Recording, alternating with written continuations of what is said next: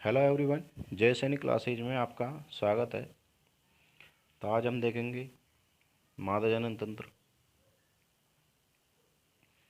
जनन तंत्र में सबसे पहले हम मादा जनन तंत्र के बारे में अध्ययन करेंगे। तो मादा जनन तंत्र में हम सबसे पहले इसमें जो होता है वो ओवेरी, जिसे हम अंडाशय के नाम से जानते हैं, इसमें होता है। देखते हैं जनन अंग में क्या होता है। तो जनन अंग में जो प्राथमिक जो प्राइमरी रिप्रोडक्टिव जो सिस्टम होता है उसमें सबसे पहले ओवेरी आता है, और जो सेकेंडरी रिप्रोडक्टिव जो सिस्टम होता है मतलब द्वितीयक जननांग।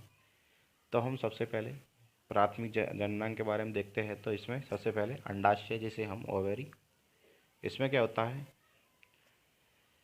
इसके कारण में देखते हैं। तो अंडाशय में जो अंड कोशिका का निर्माण होता है, जो अंडाशय ओवेरी होता है, इसमें क्या होता है, अंडाशय से अंड कोशिका होती है, जो एग सेल्स होती है, उनका क्या होता है, फॉर्मेशन यानी निर्माण होता है।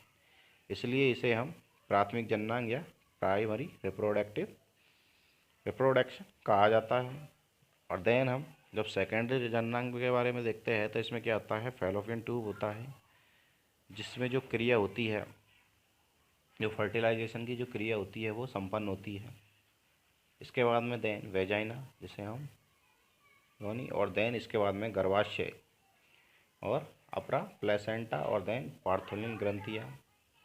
इसके बाद में हम देखते हैं ये जो मादा जनन तंत्र होता है उसका ये चित्र होता है। इसमें क्या होता है, जो वार्तोलिन ग्रंथि होती है वो इस प्रकार से यहाँ पर, और जो योनि का जो बाहर का जो खुलती है वो योनि होता है। और इसके बाद में ये अंदर गर्भाशय होता है, और देन ये बोथ साइड्स आर एग्स, जिसे हम अंडाशय। ये क्या होता है, जैसे ये क्रिया होती है फर्टिलाइजेशन की, उसके बाद में ये अंडाशय से जो गर्भाशय में आकर ठहरता है, यहाँ पर ये बच्चे का, शिशु का निर्माण होता है। तो ये अंड कोशिका, ये फीमरी, और ये जो नली होती है जिसके कारण जो ये अंड कोशिकाएँ जुड़ी होती है, इसे हम अंडवाहिनी नलिका कहते हैं, या फैलोपियन ट्यूब्स इसे ही हम बोलते हैं। और जो अंडाशय होते हैं इनकी जो संख्या होती है वो 2 होती है, जो लेफ्ट और राइट में आपको शो हो रही है। और जो गर्भाशय के जो बाहर का जो आवरण होता है वो पेरीमेट्रियम कहलाता है। देन उसके जो बीच का जो पार्ट होता है वो मायोमेट्रियम होता है, और देन जो अंदर का जो होता है वो एंडोमेट्रियम होता है, जो कि ये अस्थायी होता है।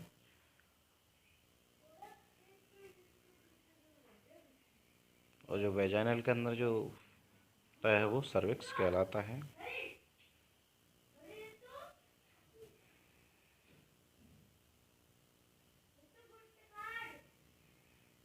अब देखते हैं हम गर्भाशय पर 3 झिल्लियाँ पाई जाती है, जो अभी आपको मैंने और बताई थी। पेरीमेट्रियम होती है, वो सबसे बाहरी झिल्ली होती है। देन उसके बाद में जो मायोमेट्रियम होती है ये बीच की है, जिसे हम मीडियम मेम्ब्रेन के नाम से भी सकते हैं। और जो एंडोमेट्रियम होती है ये इंटरनल जो मेम्ब्रेन होती है, ये क्या होती है, अस्थायी होती है, जो मेंस्ट्रुअल सर्किल के दौरान ये क्या हो जाती है, टूट जाती है। इसी कारण हम इसे अस्थायी झिल्ली के नाम से जानते हैं। जैसे ही मेंस्ट्रुअल टाइम पीरियड होता है उसके कारण ये झिल्ली टूट जाती है। देन इसके बाद में देखते हैं निषेचन, जिसे हम फर्टिलाइजेशन। इसमें क्या होता है, जो मेल होता है इसका तो क्या होता है, स्पर्म या शुक्राणु होता है, और जो फीमेल होता है इसका ये क्या होता है, ओवम या अंडाणु होता है। इसमें क्या होता है, शुक्राणु और अंडाणु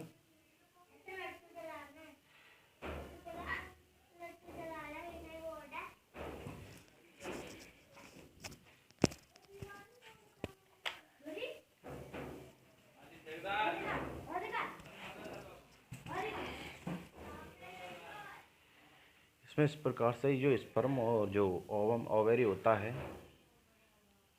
ये दोनों क्रियाएं करके क्या होती है, जो फर्टिलाइजेशन जो एक्टिविटी जो होती है उसको क्या करते हैं, संपन्न करते हैं। इसमें सबसे पहले देखते हैं अंडोत्सर्ग। अंडोत्सर्ग से हम समझ सकते हैं तो अंडों का बाहर निकलना ही अंडोत्सर्ग कहलाता है। तो अंडाशय से अंड कोशिकाएं होती है क्या, फैलोपियन नलिका में आना अंडोत्सर्ग कहलाता है। जो ओवेरी से जो हमारा जो अंड कोशिकाएं होती है वो क्या होती है, जो फैलोपियन ट्यूब में आ जाती है, जिसके कारण ये अंडोत्सर्ग होता है। अंडोत्सर्ग में क्या होता है, जो पीयूष ग्रंथि से निकलने वाले जो ल्यूटिनाइजिंग जो हार्मोन होते हैं के प्रभाव में क्या होती है, प्रभाव से ये होती है। इसी प्रकार हम देखते हैं तो खरगोश में जो अंडोत्सर्ग की क्रिया को हम मैथुन क्रिया के बाद होती है। देन इसके बाद में देखते हैं जो अंड कोशिका फैलोपियन नलिका में क्या होता है, जो 72 घंटे तक रहती है। तो जैसे ही हम किसी के साथ जब फर्टिलाइजेशन या सेक्स संपन्न करते हैं तो ये जो फैलोपियन नलिका में जो अंड कोशिका है 72 घंटे तक ये रहती है, तथा 48 घंटे के बाद जो शुक्राणु से ये मुलाकात नहीं होती है तो अंड कोशिका क्या हो जाती है, ये ब्रेक या टूटकर शरीर से बाहर निकल जाती है।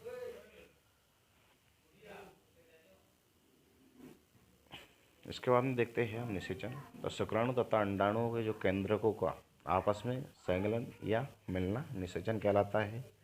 निषेचन की खोज सबसे पहले जो निषेचन की खोज वो हर्टविग ने और सी आर्टेशियन में की थी और अरस्तु की, इसे हम अरस्तु की लालटेन के नाम से भी जानते हैं। निषेचन की प्रक्रिया होती है वो फैलोपियन ट्यूब में होती है, इस प्रकार होती है। तो इसमें देखते हैं जो भ्रूण का विकास होता है वो क्या होता है। तो इसमें क्या होता है, जो मेल का तो क्या होता है, इसमें शुक्राणु होता है जैसे हम एन, और जो अंडाणु होती है ये भी एन सेल्स होती है। देन इसके बाद जो निषेचन होता है इसमें क्या होता है, युग्मज या जाइगोट का निर्माण होता है, जिसमें क्या हो जाता है, ये एन एन मिलकर क्या हो जाता है, 2n हो जाता है। देन इसके बाद में इसमें डिवाइडेशन होता है, जिसका विभाजन होता है, तो इससे हमारी इसमें क्या होता है, जो मरुला अवस्था होती है वो बनती है। देन इसके बाद में जब इसका डिवाइडेशन होता है तो ब्लास्टुला का निर्माण होता है। देन इसके बाद में अंडवाहिनी का निर्माण होकर ये जो हमारे 46 गुणसूत्र बनते हैं, जिसे हम 22 तो गुणसूत्र होते हैं और एक अगुणसूत्र होता है, और आगे का विभाजन जो होता है वो इस प्रकार से संपूर्ण जो हमारी जो ओवरऑल जो बॉडी होती है उसका निर्माण होता है।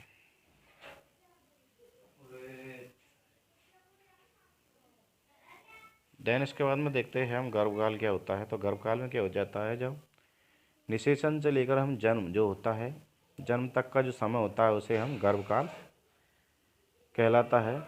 इसमें देखते हैं जो हमारे जो मनुष्य होते हैं उनका जो गर्भकाल होता है वो क्या होता है, 9 महीने होता है, और जो गाय होती है उसका भी जो गर्भकाल होता है वो 9 महीने होता है, और जो भैंस का गर्भकाल होता है वो 10 महीने होता है, और चूहे का जो गर्भकाल होता है वो 22 दिन होता है, जिसे हम न्यूनतम गर्भकाल के नाम से भी कह सकते हैं। तो सबसे न्यूनतम जो गर्भकाल होता है वो चूहे का होता है, और जो कुतिया का जो गर्भकाल होता है वो 2.5 महीने का होता है, और जो हाथी होता है उसका गर्भकाल जो होता है जो 22 महीने का होता है, जिसे हम अधिक गर्भकाल कह सकते हैं। तो सबसे जो अधिक गर्भकाल होता है वो हाथी का होता है, जो कि 22 महीने होता है। इससे बाद में देखते हैं जो ओवरी से जो रिलीज होने वाले जो हार्मोन होते हैं उनके बारे में देखते हैं। तो अंडाशय से निकलने वाले जो हार्मोन होते हैं इसमें क्या होता है, सबसे पहले ये एस्ट्रोन और प्रोजेस्टेरोन 2 हार्मोन निकलते हैं। तो एस्ट्रोजन होता है वो ये क्या काम करता है, ये जो ग्रेफियन फॉलिकल से ही क्या करता है, ये रिलीज होता है। इस हार्मोन के प्रभाव में क्या होती है, जो महिलाएं होती है वो द्वितीय लैंगिक लक्षण प्रकट होते हैं, और इसलिए एस्ट्रोजन हार्मोन को हम सुंदरता का हार्मोन भी कहते हैं। तो एस्ट्रोजन हार्मोन होता है, इससे क्या होता है, जो द्वितीय लैंगिक लक्षण होते हैं वो प्रकट होते हैं, इसे हम सुंदरता का हार्मोन भी कहते हैं। तो सुंदरता का हार्मोन होता है वो एस्ट्रोजन हार्मोन होता है। अब प्रोजेस्टेरोन हार्मोन के बारे में देखता है तो ये कार्पस लूटियम से ये निकलता है। तो कार्पस लूटियम से ये रिलीज होता है। जब प्रोजेस्टेरोन का स्तर एस्ट्रोजन से ज़्यादा हो जाता है। जब ये जो प्रोजेस्टेरोन हार्मोन होता है इसका जो लेवल होता है वो एस्ट्रोजन से ज़्यादा हो जाता है, तो जब क्या होता है अंडोत्सर्ग होता है। इसलिए प्रोजेस्टेरोन हार्मोन को ही हम गर्भावस्था का हार्मोन भी कह सकते हैं।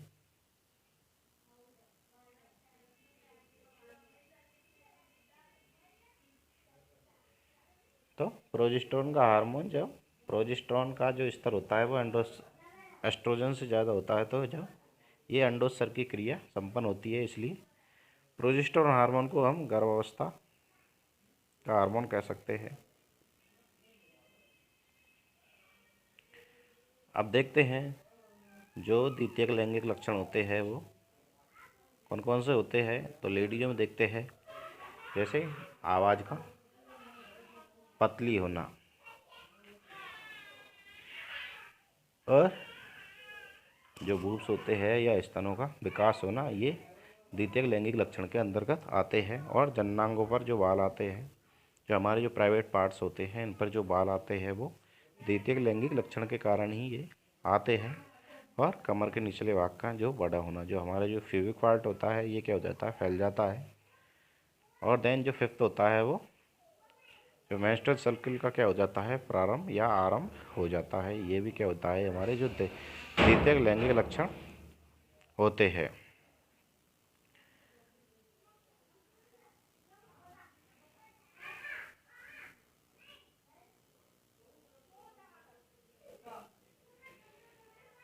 द्वितीयक लिंगों के लक्षणों का क्रम देखते हैं। तो इसमें देखते हैं थैलार्की।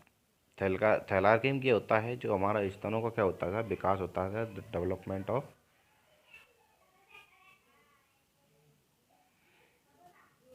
और प्यूआर्की में क्या हो जाता है, प्यूआर्की जननांगों पर बाल आना, प्यूआर्की। और मेनार्की होता है, ये क्या होता है, जो हमारा मेंस्ट्रुअल सर्किल होती है उसका आरंभ होना। इसकी जो उम्र होती है या ये क्या हो जाती है, जो 12 से 14 साल के बीच में ये मेंस्ट्रुअल सर्किल जो होता है ये आरंभ हो जाता है। और इसकी जो फोर्थ है वो मीनापोज, जिसे हम मेंस्ट्रुअल सर्किल का बंद होना, तो इसकी जो उम्र होती है वो 50 से 55 वर्ष के बीच में ये टाइम पीरियड होता है वो आना बंद हो जाता है। देन इसके बाद में हम देखते हैं ऑस्टियोपोरोसिस। इसमें क्या हो जाता है, जब महिलाएं 50 से 55 ईयर्स में जब महिलाओं में क्या हो जाता है, जो मीनोपॉज होता है, जो ये टाइम जो मेंस्ट्रुअल सर्किल हो जाता है ये क्या हो जाता है, बंद हो जाता है। जिससे उनकी जो कंकाल पेशियाँ होती है उनका क्या हो जाता है, जो विकास डेवलपमेंट होता है वो रुक जाता है। जिससे हड्डियाँ होती है उनमें क्या हो जाता है, छेद होने शुरू हो जाती है। जो 50 से 55 वर्ष की जो महिलाएं होती है उनमें कंकाल पेशियों का जो विकास होता है वो रुक जाता है, जिसके कारण जो इनकी जो हड्डियाँ होती है उनमें हॉल होना शुरू हो जाते हैं, जिसके कारण जो हड्डियाँ होती है वो कमज़ोर। इसके बाद में देखते हैं हम जो मीनोपॉज अवस्था में एस्ट्रोजन हार्मोन की क्या हो जाती है, तो कमी हो जाती है। तो मीनोपॉज अवस्था में एस्ट्रोजन हार्मोन की कमी हो जाती है। देन इसके बाद में देखते हैं हम प्यूबर्टी, जिसे हम किशोरावस्था। प्यूबर्टी में क्या होता है, महिला तथा पुरुषों में जो द्वितीयक लैंगिक लक्षणों को क्या हो जाता है, प्रकट होना, किशोरावस्था कहलाता है। इसमें जो मेल होता है वो 14 से 16 वर्ष में की जो अवस्था होती है वो किशोर अवस्था होती है, जबकि जो फीमेल होती है उसमें जो 12 से जो 14 ईयर्स होती है वो किशोर अवस्था कहलाती है या प्रारंभ हो जाती है। 14 से 16 वर्ष में ये किशोर अवस्था प्रारंभ हो जाती है। इसके बाद में देखते हैं प्रकानियस या प्यूबर्टी समय से पूर्व, मतलब जो टाइम से पहले होता है वो किशोर अवस्था आना, प्रीकॉन्शियस प्यूबर्टी कहलाता है। इसका जो कारण होता है वो क्या हो जाता है, जैसे एंटरटेनमेंट के साधन के कारण ये समय से पूर्व किशोर अवस्था आना, और टीवी और मोबाइल और कंप्यूटर, इसके कारण क्या हो जाता है, जो समय से पूर्व होता है वो किशोर अवस्था। इसके बाद में देखते हैं अपरा, या जिसे हम प्लेसेंटा कहते हैं। तो अपरा का निर्माण होता है वो निषेचन के बाद ही होता है। अपरा नामक जो संरचना होती है वो केवल गर्भवती महिलाओं में पाई जाती है। जो अपरा होता है, प्लेसेंटा होता है, वो ओनली जो प्रेग्नेंट जो लेडी होती है उनमें ही ये पाई जाती है। अब प्लेसेंटा के हम जो कार्य या फंक्शन देखते हैं तो इसमें क्या होता है, जो भ्रूण होता है उसको क्या करता है, ये पोषण देने का जो कार्य करता है वो प्लेसेंटा करता है। और जो भ्रूण होता है, जो इसमें जो ऑक्सीजन की जो सप्लाई करता है वो भी प्लेसेंटा के जरिए ही होता है। और भ्रूण के शरीर में जो निर्मित उत्सर्ज्य पदार्थों का बाहर निकलना, जो भ्रूण के अंदर जो उत्सर्ज्य पदार्थ होते हैं उनको हम प्लेसेंटा के जरिए ही बाहर निकालते हैं। देन इसके बाद में देखते हैं अपरा से निकलने वाले हार्मोन या प्लेसेंटा से जो रिलीज होने वाले हार्मोन होते हैं वो कौन कौन से होते हैं। तो सबसे पहले देखते हैं HCG, जिसे हम ह्यूमन कोरियोनिक गोनाडोट्रोफिक हार्मोन। ये क्या हो जाता है, इस हार्मोन की सहायता से जो महिलाएं होती है अपनी प्रेगनेंसी टेस्ट कर सकती है, इसलिए इसे प्रेगनेंसी टेस्ट हार्मोन भी कहा जाता है। जो HCG होता है, जो इसे हम प्रेगनेंसी टेस्ट हार्मोन भी कहते हैं। देन इसके बाद में जो एक होता है रिलैक्सिन हार्मोन, जो ये गर्भाशय में संकुचन को प्रेरित करता है। जब लेडीज जो बच्चे को जन्म देती है तो उस समय जो हार्मोन रिलीज होता है वो रिलैक्सिन हार्मोन होता है। इसके कारण क्या होता है, जो गर्भाशय होता है, जो यूटेरस होता है, उसमें क्या होता है, संकुचन होता है, जिसके कारण बच्चे का जन्म बाहर आना या जन्म होना।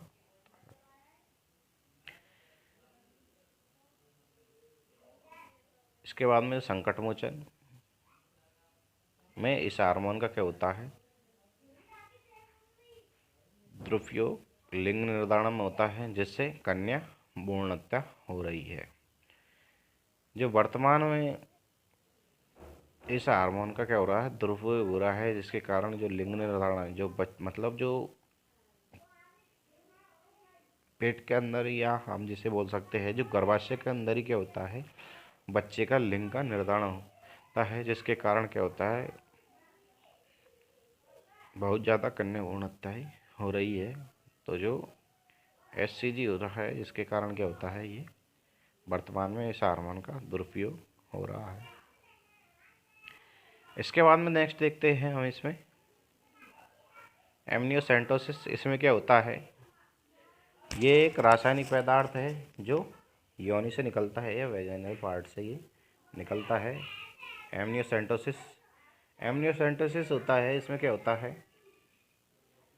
पदार्थ की सोनोग्राफी करके जो लिंग निर्धारण किया जा सकता है। तो एमनियोसेंटोसिस के द्वारा भी हम पदार्थ की क्या करते हैं, जो पदार्थ होता है उसकी सोनोग्राफी करके भी इसमें जो लिंग का निर्धारण किया जा सकता है। सोनोग्राफी में जो यूज होती है वो एक्स किरणों का प्रयोग किया जाता है। इसके बाद में हम देखते हैं गर्भधारण को रोकने की युक्तियाँ। तो गर्भधारण को जो रोकने की युक्ति है वो कौन कौन सी है, तो इसमें सबसे पहले है कॉन्डम का उपयोग करके भी हम गर्भधारण को रोक सकते हैं। देन इसके बाद में हम जो मेंस्ट्रुअल सर्किल होता है MC के जो 13वें और 14वें तथा जो 15वें दिन होता है उस टाइम संभोग ना करे तो ये गर्भधारण को रोकने की प्रक्रिया है। देन इसके बाद में जो नेक्स्ट प्रक्रिया है वो पिल्स गोलियां है। इसकी जो खोजकर्ता की थी वो पिनकस नामक जो वैज्ञानिक ने की थी। गर्भनिरोधक गोलियों में क्या होता है, जो एस्ट्रोजन तथा जो प्रोजेस्टेरोन हार्मोन भरे जाते हैं। ये गोलियां अंडोत्सर्ग को रोक देती है, जिससे गर्भधारण रुक जाता है या नहीं होता है। भारत में सबसे पहले बनने वाली जो गर्भनिरोधक गोली है वो है सहेली। तो भारत में सबसे पहले जो निर्मित जो पिल्स बनी थी वो है सहेली। इन गोलियों का लंबे समय तक उपयोग से क्या होता है, बांझपन के लक्षण तथा जो मेंस्ट्रुअल सर्किल होती है वो अनियमित हो जाती है। तो जो गर्भनिरोधक जो टैबलेट होती है इनका हम लंबे समय तक उपयोग करते हैं तो इससे क्या हो जाता है, जो वानपंच के या वाजपन के क्या हो जाते हैं, लक्षण प्रकट हो जाते हैं, जिससे जो मेंस्ट्रुअल सर्किल होती है वो अनियमित हो जाती है। इसके बाद में हम नेक्स्ट देखते हैं कॉपर टी या कॉपर मल्टीनोड 365। कॉपर टी क्या होती है? ये योनि के जो सर्विक्स पार्ट पर ये लगाया जाता है तथा कॉपर टी शुक्राणुओं का क्या करती है? भक्षण करती है, नाश कर देता है, जिससे जो निषेचन की क्रिया होती है वो संपन्न नहीं हो पाती है, जिसके कारण गर्भ नहीं ठहरता है। जो कॉपर होता है ये क्या होता है? जो स्पर्म होता है इसको क्या करता है? ये डिस्टॉर्ड कर देता है, इसको नष्ट कर देता है, जिस उसमें जो सीवम होता है उसके अंदर जो स्पर्म होता है उनको क्या कर देता है? ये इनएक्टिव कर देता है। अब इसके बाद में हम देखते हैं नसबंदियाँ। तो सबसे पहले हमें स्थायी नसबंदियों के बारे में देखते हैं। तो स्थायी नसबंदियों में दो प्रकार की होती है। ये जैसे महिलाओं में जो नसबंदी होती है इसे हम ट्यूबेक्टोमी, और जो पुरुषों में नसबंदी होती है जिसे हम वैसोक्टोमी के नाम से जानते हैं। तो ट्यूबेक्टोमी केवल महिलाओं में होती है। इसमें क्या होता है? जो फैलोपियन ट्यूब होती है उसको काटकर उस पर रिंग या छल्ला पहना दिया जाता है, जिससे ये गर्भधारण नहीं होता है। जबकि जो पुरुषों में होता है उसमें क्या होता है? जो शुक्राणु नलिकाएं होती है उस पर रिंग या छल्ला पहना दिया जाता है। इसमें जो ट्यूबेक्टोमी होती है इसमें फैलोपियन नलिका को काटकर धागे से बांध दिया जाता है और इसमें शुक्रवाहिनी नलिका को काटकर धागे से बांध दिया जाता है। अब हम ट्यून्स के बारे में देखते हैं। तो जुड़वा बच्चे होते हैं वो किस प्रकार होते हैं इसके बारे में जानने। तो इसमें जो एक होता है होमोजाइगस और जो दूसरा होता है वो हेटेरोजाइगस, जिसे हम विषमजात और समजात के नाम से जानते हैं। तो होमोजाइगस या समजात जो बच्चे होते हैं वो किस प्रकार होते हैं? तो इसमें क्या होता है? सबसे पहले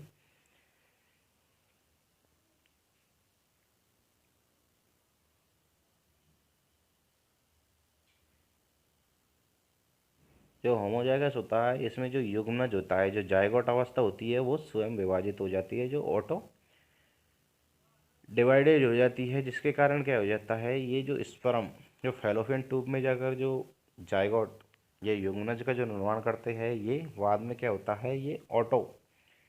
ये स्वयं ही क्या करता है? विभाजन कर लेता है, जिसके कारण जो युग्मनज बनते हैं वो दोनों सेम बनते हैं, जिससे जो बच्चे होते हैं वो जुड़वा का निर्माण होते हैं। और होमोजाइगस जुड़वा एक ही युग्मनज से बनते हैं, जिसके कारण हमें से होमोजाइगस जुड़वा बच्चे का जो डीएनए होता है वो 100% सेम होता है। जो होमोजाइगस होते हैं ये बच्चे दोनों क्या होते हैं? सेम होते हैं, इनकी शक्ल सेम होती है और इनके जो ब्रेन या मस्तिष्क होता है ये भी सेम होते हैं। देन इसके बाद में जो हेटेरोजाइगस या जो विषमजात बच्चे होते हैं वो किस प्रकार होते हैं? इसमें क्या होते हैं? दो अलग अलग युग्मनज बनते हैं। जो जाइगोट अवस्था होती है वो अलग अलग होती है, डिफरेंट होती है, जबकि जो होमोजाइगस होती है इसमें जो युग्मनज बनता है वो सेम बनते हैं। और हेटेरोजाइगस में क्या होता है? इनका जो डीएनए होता है वो 100% सेम नहीं होते हैं, जबकि जो होमोजाइगस जो समजात बच्चे होते हैं उसमें जो डीएनए होते हैं वो 100% सेम या समान होते हैं। अब होमोजाइगस में देखते हैं इनकी जो चिपके रहने की संभावना ज़्यादा होती है। तो ये जो होमोजाइगस में जो बच्चे होते हैं इनके जो चिपके रहने की संभावना ज़्यादा होती है। देन इसके बाद में जो हेटेरोजाइगस होते हैं इनके चिपके रहने की जो संभावना होती है वो कम होती है।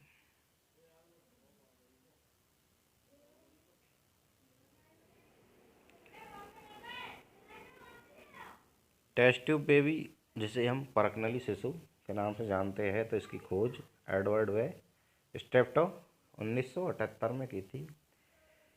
2011 को चिकित्सा के क्षेत्र में नोबेल पुरस्कार भी इन्हें दिया गया था। ये प्रथम जो टेस्ट ट्यूब बेबी हुआ था वो लुइस ब्राउन जो कि महिला थी। अब देखते हैं हम टेस्ट ट्यूब बेबी ये क्यों ज़रूरी है। तो इसके लिए हम देखते हैं जो पुरुष और महिलाओं में जो जननिक समस्याएं होती है, जो कई महिलाएं होती है उनको जो बच्चे नहीं होते, तो उनके लिए जो टेस्ट ट्यूब बेबी आवश्यक होता है। तो इसमें सबसे पहले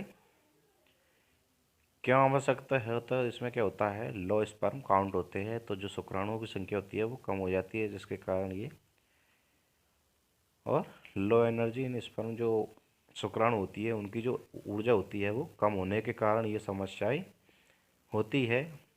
और महिलाओं में थायराइड की समस्या, तो महिलाओं में जो थायराइड की समस्या के कारण भी बच्चा है, और महिलाओं में जो अंडोत्सर्ग नहीं होता है, तो महिलाओं में जो टेस्ट ट्यूब बेबी, महिलाओं में जो अंडोत्सर्ग नहीं होता है, और जो गर्भाशय होता है वो क्या होता है, कमज़ोर होने के कारण ये टेस्ट ट्यूब बेबी आवश्यक होता है। इसके हम तरीके देखते हैं, तो कौन कौन से तरीके से हम टेस्ट ट्यूब बेबी प्राप्त कर सकते हैं, तो इसमें देखते हैं सबसे पहले gift, ZIFT, zygote intra fallopian interest, और सेकंड होता है वो IVFT, इंट्रा यूटेरिन ट्रांसफ़र। थर्ड होता है वो GIFT या गैमेट इंट्रा फैलोपियन ट्रांसफ़र, और ICST, intra cytoplasmic sperm injection. और इसके बाद में देखते हैं हम 3PCB, जो 3 फैदकों वाले जो बच्चे होते हैं वो 3 पेरेंट्स बेबी जिसे हम बोलते हैं। इसमें क्या होता है, सबसे पहले सैरोगेट मदर, सैरोगेट मदर होती है। इसमें क्या होता है, सबसे पहले IVF, इन विट्रो फर्टिलाइजेशन होता है। इसमें क्या होता है, जो निषेचन होता है वो शरीर के बाहर होता है। जो सैरोगेट मदर होती है इसमें क्या होता है, इसका जो निषेचन होता है वो बाहर होता है। देन उसके बाद में इन विवो फर्टिलाइजेशन होता है। इनमें क्या होता है, जो निषेचन होता है वो शरीर के अंतर्गत होता है। अब ZIFT में क्या होता है, जो जाइगोट इंट्रा फैलोपियन ट्रांसफ़र होता है। इसमें क्या होता है, सबसे पहले हम टेस्ट ट्यूब लेते हैं, उसमें हम जो इलेक्ट्रिक, इसमें मेल और फीमेल हो लेते हैं। जो मेल का जो शुक्राणु और अंडाणु को, जिसको हम टेस्ट ट्यूब में लेते हैं, उसके बाद में हम इसमें इलेक्ट्रिक शॉट मारते हैं। देन इसके बाद में युग्मनज का निर्माण होता है, जिसे हम फैलोपियन नलिका में ट्रांसफ़र कर देता है। जो फैलोपियन नलिकाएँ होती है उसमें क्या होता है, जो सैरोगेट मदर होती है जिसमें हमें बच्चा ट्रांसफ़र होता है, उसके अंतर्गत ये हो जाता है। देन उसके बाद में 9 महीने तक ये रहता है, जिसके बाद में ये बच्चा जन्म लेता है, जिसे हम टेस्ट ट्यूब बेबी के नाम से जानते हैं। तो इसमें शुक्राणु तथा अंडाणु के केंद्रक का संलयन अर्थात निषेचन की प्रक्रिया शरीर के बाहर होती है, तो इसे हम टेस्ट ट्यूब बेबी में इसकी निषेचन की क्रिया को संपन्न करते हैं, इसलिए इसे इन विट्रो फर्टिलाइजेशन कहा जाता है। इसमें युग्मनज को क्या करते हैं, फैलोपियन नलिका में स्थानांतरित या ट्रांसफ़र किया जाता है। इसके बाद में देखते हैं IVFT, इंट्रा यूटेराइन ट्रांसफ़र में क्या होता है, शुक्राणु और अंडाणु लेते हैं, इसको हम टेस्ट ट्यूब बेबी में उसी प्रकार से टेस्ट ट्यूब बेबी में लेके हम इलेक्ट्रिक शॉट देते हैं। देन इसके बाद में जो जाइगोट अवस्था होती है वो हमें प्राप्त होती है, मतलब युग्मनज का निर्माण होता है। फिर इसको अच्छे वातावरण और तथा पोषण देकर, मतलब बाहरी हम इसे अच्छा वातावरण और पोषण देकर 8 कोशिकाओं से ज़्यादा हो जाने पर इसको क्या करते हैं, हम गर्भाशय में ट्रांसफ़र कर देते हैं। और देन इसके बाद में हम इसे 9 महीने बाद ये जन्मता है। तो इसमें क्या होता है, IVFT को हम शुक्राणु तथा अंडाणु के संलयन की जो प्रक्रिया होती है अर्थात निषेचन की शरीर के बाहर होता है, इसलिए इसे इन विट्रो फर्टिलाइजेशन कहा जाता है। इसमें 8 कोशिकाएं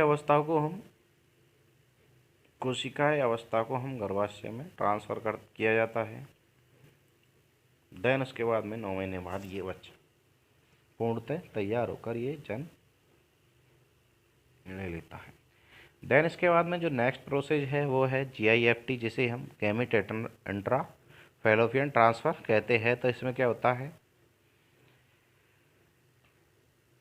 जो शुक्राणु और अंडाणु होता है देन जो इसमें जो शुक्राणु लिया जाता है वो सैरोगेट फादर का लिया जाता है, मतलब दूसरे पुरुष का इसमें शुक्राणु लिया जाता है।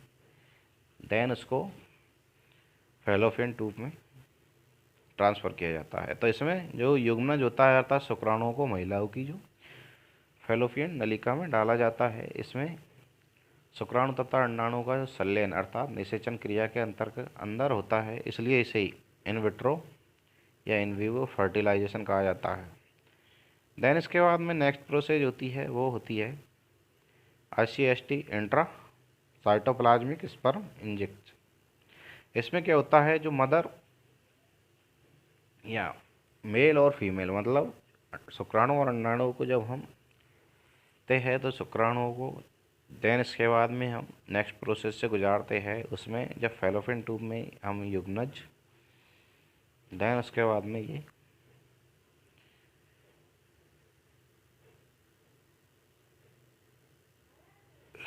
इसमें इसकी सफलता की दर जो होती है वो सर्वाधिक होती है। तो ICST की जो सबसे प्रचलित है और ये जो विधि है ये सबसे प्रचलित विधि है, जब पुरुष में जननिंग समस्याएं होती है तो ICST जो क्रिया होती है किया जाता है। ICST में शुक्राणुओं को निडल की सहायता से जो इंजेक्शन होता है उसकी सहायता से अंडाणुओं में डाला जाता है। इससे शुक्राणु तथा अंडाणु में क्या होती जाती है, संलयन अर्थात निषेचन की क्रिया शरीर के बाहर होती है, इसलिए इसे इन विट्रो फर्टिलाइजेशन कहा जाता है।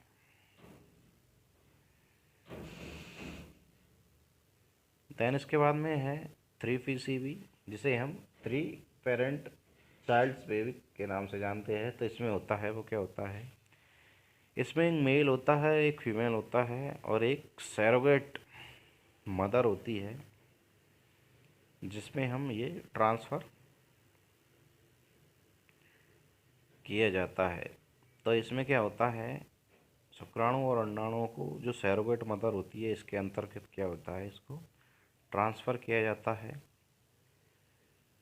इस प्रकार से माइटोकॉन्ड्रिया और युग्मनज कोशिकाएं रहती है। जो सैरोगेट मदर होती है उसमें क्या हो जाता है, इसका जो केंद्रक होता है वो केंद्रक विहीन अंडाणु होता है,